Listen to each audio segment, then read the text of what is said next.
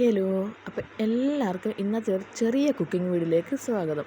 അപ്പോൾ പണ്ട് കാലത്ത് കല്ലപ്പം, കല്ലേപ്പരത്തി അല്ലെങ്കിൽ കൊനഷ്ട് എന്ന് പറയുന്ന ഒരു റെസിപ്പിയായിട്ട് നമ്മളിവിടെ ഉണ്ടാക്കാൻ പോകുന്നത്. പെട്ടെന്ന് തയ്യാറാക്കാൻ പറ്റും. അതുപോലെ തന്നെ കുട്ടികൾക്കൊക്കെ സ്കൂളിൽ വിട്ട് വരുമ്പോൾ കൊടുക്കാൻ പറ്റിയൊരു ഐറ്റമാണ്. അപ്പോൾ അതിലേക്ക് നമ്മൾ ഗോതമ്പ് പൊടി എടുക്കുന്നുണ്ട്, കുറച്ച് ഉപ്പ് ചേർത്ത് കൊടുക്കുന്നുണ്ട്. ഇനി അതിലേക്ക് ആവശ്യത്തിന് പഞ്ചസാര ചേർത്ത് കൊടുക്കാം കേട്ടോ. ഇത് മറ്റ് കറികൾ ഇല്ലാതെ കഴിക്കാനാണെങ്കിൽ പഞ്ചസാര കുറച്ച് കൂടുതൽ ഇട്ട് കൊടുക്കുന്നുണ്ട്, കുഴപ്പമൊന്നുമില്ല. അല്ലാതെ നമുക്ക് സ്റ്റൂവിൻ്റെ കൂടെ കടലയുടെ കൂടെ ഒക്കെ കഴിക്കാം കേട്ടോ. എന്നിട്ട് നമുക്കതിലേക്ക് തേങ്ങ ഇട്ട് കൊടുക്കാം. തേങ്ങ ഇതുപോലെ എത്ര ചേർത്താലും നല്ല ടേസ്റ്റാണ്.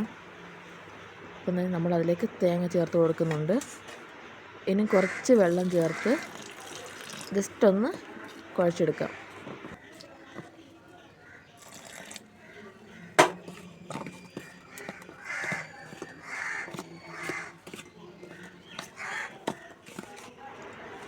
ഇനി നമുക്ക് ഇതിലേക്കൊരു 2 സ്പൂൺ നെയ്യ് ചേർത്ത് കൊടുക്കാം കേട്ടോ. നെയ്യില്ലെങ്കിൽ വെളിച്ചെണ്ണ ആയാലും മതി. വെളിച്ചെണ്ണയാണ് ഒന്നും കൂടെ സ്വാദ് കൂട്ടുന്നത്. എന്നിട്ട് നന്നായിട്ടൊന്ന് കുഴച്ചെടുക്കാം. ചപ്പാത്തിയുടെ പരുവല്ല കേട്ടോ, ഒന്നും കൂടെ ലൂസായിട്ടിരിക്കുന്ന രീതിയിൽ നമുക്ക് കുഴച്ചെടുക്കാം. അപ്പം നമ്മൾ ഇല എടുത്തിട്ടുണ്ട് കേട്ടോ. കല്ലെ പരത്താൻ എനിക്കത്ര വശമില്ലാത്തതുകൊണ്ടാണ് ഇല എടുത്തിട്ട് ഇലയെ കുറച്ച് നെയ്യോ വെളിച്ചെണ്ണയോ തൂത്തിട്ട് നമുക്കിതാണ്ട് നമ്മുടെ മാവ് ഈ പരുവത്തിലാണ് വേണ്ടത്. എന്നിട്ടിത് ഇങ്ങനെ ഓരോ ഉരുള എടുത്തിട്ട് ഇത് നമുക്കിനി ഈ ഇലയിലേക്ക് ഒത്തിരി അങ്ങ് കുറേയും വേണ്ട, എന്നാൽ നല്ല കട്ടിയും വേണ്ട, നമുക്ക് പരത്തിയെടുക്കാം. വെള്ളം എടുത്ത് അടുത്ത് വെച്ചിട്ട് വേണം കേട്ടോ പരത്താൻ തുടങ്ങാനും. നമ്മുടെ കൈ ഇടയ്ക്കിടയ്ക്കൊന്ന് അതിലൊന്ന് നനച്ച് കൊടുക്കണം, അല്ലെങ്കിൽ ചിലപ്പോൾ ഒട്ടിപ്പിടിക്കും. അതുകൊണ്ടാണ്. അങ്ങനത്തെ നമ്മുടെ കല്ലേപ്പരത്തി ഇവിടെ റെഡി ആയിട്ടുണ്ട്. ഇനി നമുക്കിത് ചുട്ടെടുക്കാനായിട്ടൊരു പാൻ അടുപ്പത്ത് വെച്ചിട്ട് ചൂടായ ശേഷം അതിലേക്ക് കുറച്ച് നെയ്യ് ചേർത്ത് കൊടുക്കാം. നെയ്യോ വെളിച്ചെണ്ണയോ ആയാലും മതി. ഇവിടെ നെയ്യ് ഉള്ളത് കൊണ്ടാണ് ഞാൻ നെയ്യ് ചേർത്ത് കൊടുക്കുന്നത്. ഇത് അമ്മമാരൊക്കെ അല്ലാതെ കല്ലിൽ തന്നെയാണ് പരത്തുന്നത്. എനിക്കതിന് വശമില്ലാത്തത് കൊണ്ടാണ് ഞാനിങ്ങനെ വാഴയിലക്കകത്ത് പരത്തിയിട്ട് ചെയ്ത് കൊടുക്കുന്നത്. അപ്പോൾ നമ്മുടെ പാൻ ചൂടായി വന്നിട്ടുണ്ട്. ഇനി നമുക്ക് പരത്തി വെച്ചേക്കുന്ന മാവ് അതിലേക്ക് ഇട്ട് കൊടുക്കാം. അപ്പോൾ ഇത് നന്നായിട്ട് ചൂടായി കഴിയുമ്പം ഇത് തന്നെ ഇളകി വരും. അതല്ലെങ്കിൽ നമ്മളൊരു വിരലുകൊണ്ട് ഇങ്ങനെ പതുക്കെ ഒന്ന് നീക്കി കൊടുത്താലും മതി, പെട്ടെന്ന് ഇളകി വരും നെയ്യ് തൂത്തേക്കുന്ന കാരണം. അത് നമ്മുടെ ഒരെണ്ണം അങ്ങനെ ഇട്ടിട്ടുണ്ട്. നമുക്ക് ഒന്നും കൂടെ അങ്ങനെ ഇട്ട് കൊടുക്കാം.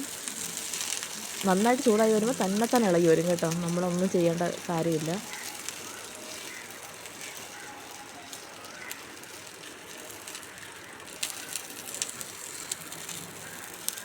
അപ്പം ഈ വീഡിയോ ആരെങ്കിലും സബ്സ്ക്രൈബ് ചെയ്യാതെ കാണുന്നുണ്ടെങ്കിൽ ഒന്ന് സബ്സ്ക്രൈബ് ചെയ്തേക്കണേ. ഞാനിടുന്ന വീഡിയോസ് ഇഷ്ടപ്പെടുന്നുണ്ടെങ്കിൽ ലൈക്ക് കൂടി ചെയ്തേക്കണേ.